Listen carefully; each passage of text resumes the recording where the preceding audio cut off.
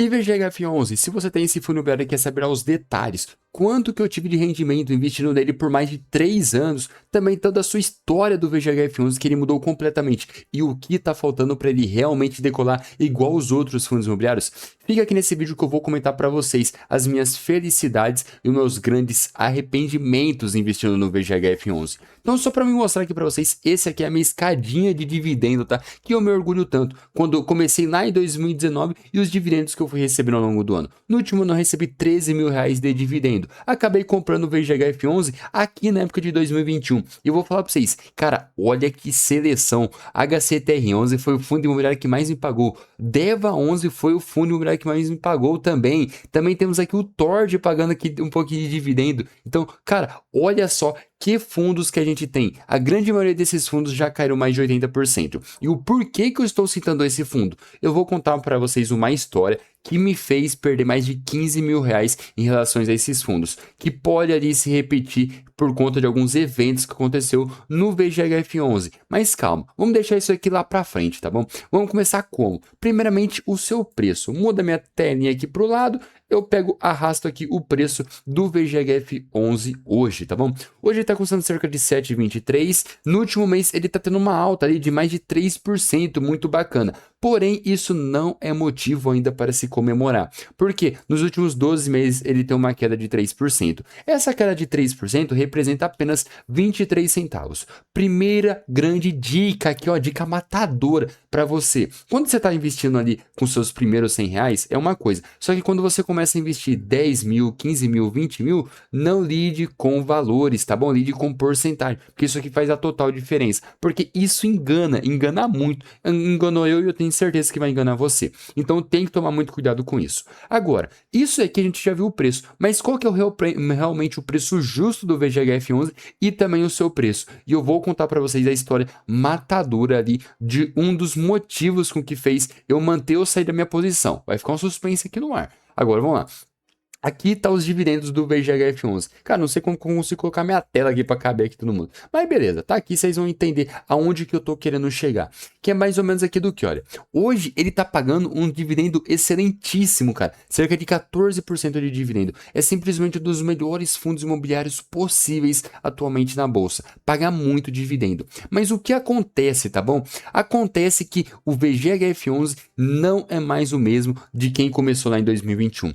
Quem comprou esse fundo lá em 2021, hoje é totalmente diferente. Ele é basicamente o que é dividido mais ou menos aqui nessa época aqui, ó, tá? E acontece o quê? Isso aqui, olha, é o VGHF11 o quê? Da velha guarda. Tá? E esse velha guarda aqui é o VGHF11 antigo. E esse aqui é o novo, tá bom?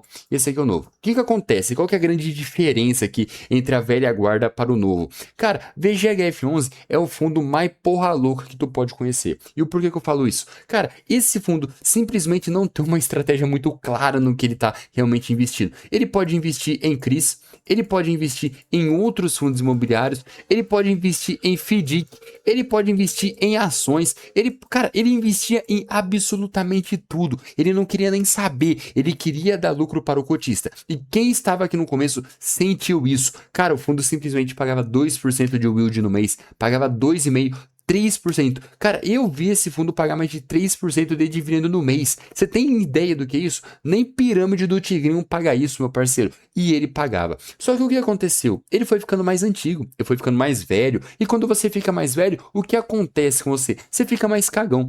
Então, o que aconteceu com o VGHF11? Ele mudou completamente a sua estratégia, onde eu era um fundo extremamente arriscado, começou a querer ter um fundo um pouquinho mais ali controlado esse risco. Você vê tanto que o dividendo que ele paga é muito constante, sempre muito nos mesmos valores, o dividendo yield ficou muito estabilizado na casa de 1%, e é isso que aconteceu. Ele basicamente trocou aquele Opala V8 que ele tinha lá por um BID. Cara, o BID, ele é ruim, tá bom? Ele não é ruim, mas ele é um fundo novo, tá bom? Ele é um fundo mais controlado, ele é um fundo que quer ser mais controlado. Então, é isso que aconteceu com o VGHF11.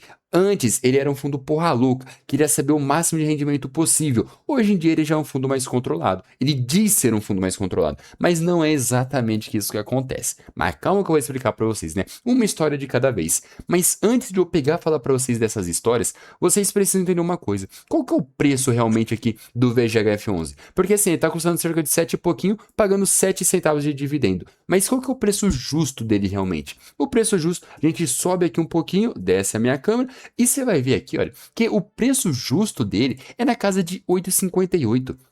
E você vai pegar a primeira coisa e você fala assim, cara, mas ele está custando 7,21. Isso significa que ele está sendo negociado abaixo do seu valor que ele realmente vale. E isso é uma coisa extremamente interessante, porque na teoria traria pra gente uma margem de segurança. Por que eu tô fazendo assim, ó, margem de segurança? Não é aleatório, tá bom? Não é. Calma que vocês vão entender. Porque assim, esse fundo, por mais que ele queira ser ali um pouco mais seguro, ele não é na prática. É aí que tá o pulo do gato. Ah, mas eu investi em MXF11. Cara, VGHF11 é muito, mas muito mais arriscado do que o MXF11. Calma que eu vou explicar para vocês agora a estratégia atual dele e também aquela história que eu falei para vocês no começo desse vídeo. Porque assim, cara, eu tenho certeza que vocês esquecem das coisas. Eu tenho certeza que você já esqueceu onde você colocou sua chave, onde você deixou alguma comida, deixou até mesmo o celular. Mas, cara, se esquecer um fundo imobiliário que te fez perder 15 mil reais, você não esquece. E calma que eu vou te explicar. Que é assim, primeira coisa, como que tá hoje a estratégia do fundo aqui em si, tá? Você vê que a estratégia dele é basicamente hoje consiste em três coisas. Uma parte em CRIs, uma parte em ações e fundos imobiliários e outra parte ali em FDICs e fundos imobiliários. É basicamente isso, tá? Ele continua sendo aquele fundo imobiliário bem diversificado, tá? Mas hoje ele é muito mais um FOF, porque depois ele acabou incorporando o MOG nos FOF e hoje ele é basicamente um FOF que investe em CRIs, só que também quer investir em ações. Ele é um fundo que pato. O fundo pato que quer investir em tudo, buscando o maior retorno possível, só que querendo transparecer uma certa segurança pra gente. Só que, cara, eu não gosto de fundo pato. O que é o fundo pato? É o fundo que investe em CRI, só que não é bom em CRI. É o fundo que investe em ação, mas não é bom em ação. É o fundo que investe em fundo imobiliário, mas não é bom em fundo imobiliário. Não tem como você ser bom em tudo na vida. E tem que saber reconhecer isso daí. E não é o caso do VGHF11. Então é isso que um dos problemas dele. Que assim, cara, você tem que saber reconhecer que você não é bom em tudo. E precisa ali focar somente em uma ou duas estratégias. Não é o caso dele. Ele quer fazer tudo ao mesmo tempo. E dificilmente você consegue fazer tudo isso muito bem feito a longo prazo. É muito difícil, muito. Agora, qual que é a história ali que eu falei pra vocês do fundo imobiliário que me fez perder mais de 15 mil reais? Na verdade, foi coisa de 16 mil e pouquinho, tá? É assim, pra quem viu ali meus dividendos, viu que eu peguei e tava ali recebendo muitos dividendos do DEVA11. Tá bom? Fundo imobiliário de CRI. Ó, VGHF11 investe em CRI aqui também, né? Olha só que coincidência. Também recebi muitos dividendos aqui, ó, do HCTR11, né? Pois é, tinha esses dois em carteira. Também tinha o TORD11, né? Todo mundo conhece esses três fundos imobiliários aqui. E as suas companhias, né? Cara, o que acontece? Qual que foi a estratégia desse pessoalzinho aqui, ó? Ele pegou e falou assim, ô Deva, cria um fundo imobiliário aí. Investe em um CRI que você já tem. Então, esses fundos imobiliários aqui, eles fizeram basicamente o quê? Criar outros fundos imobiliários que eles mesmos estavam investindo nos CRIs que eles já estavam. Então, deu para entender? É basicamente um claro conflito de interesse nisso, onde você investe não somente uma vez em um CRI, onde você investe 2, 3, 4 vezes em um mesmo CRI. Cara, isso aqui é com certeza um conflito de interesse, mas o pessoal jurava na época que não era. E é claro, tava pagando bons rendimentos, ninguém ligava, tá? Essa que é a grande verdade. Tava todo mundo cagando e andando para isso. Só que o que começou a acontecer? Cara, o DEVA11 começou a ter problemas, começou a divulgar no setor inicial. E adivinha, como todo mundo estava entrelaçado, quando a merda caiu, todo mundo caiu ao mesmo tempo. Então é por isso que todos esses fundos têm uma queda muito parecida. Alguns têm um pouco mais, como o TORD11, um pouco menos, como o DEVA, mas todos estão entrelaçados. E tudo isso aconteceu por quê? Eles basicamente começaram a investir em fundos imobiliários da própria casa. E por que eu contei essa história para vocês que eu perdi muito dinheiro com esses fundos?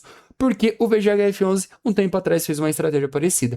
Ele tem um VGHF11 aqui, né? VGHF11. Ele pegou e falou assim, cara, já que eu invisto em fundos imobiliários, Por que eu não vou investir em um fundo imobiliário que eu conheço que é da Valora? Eu conheço o pessoal lá, sei que o Xandinho é gente boa, por que eu não vou investir nele? E foram lá, começaram a comprar fundos imobiliários da Valora. Cara, isso daqui, velho, é a mesma história ali que envolve o HCTR11. É a mesma história. Cara, a história não tá ali se rimando, tá basicamente se repetindo. E todo mundo que levou pau lá em HCTR11, DEVA 11, Tord 11, sabe disso daqui muito claro. Que, cara, você pode esquecer onde você deixa seu celular ali, onde você deixou a chave do carro, mas com certeza você não vai esquecer um fundo que te fez perder 15 mil reais ou mais. Com certeza. Cara, começou a repetir a mesma história, velho, o pessoal começou a sair forte do VGHF11. E é um dos motivos claros do porquê ele não decola e não vai decolar, porque a gestão fez isso daí e explicou depois falando que não existia conflito de interesse que estava dentro da estratégia,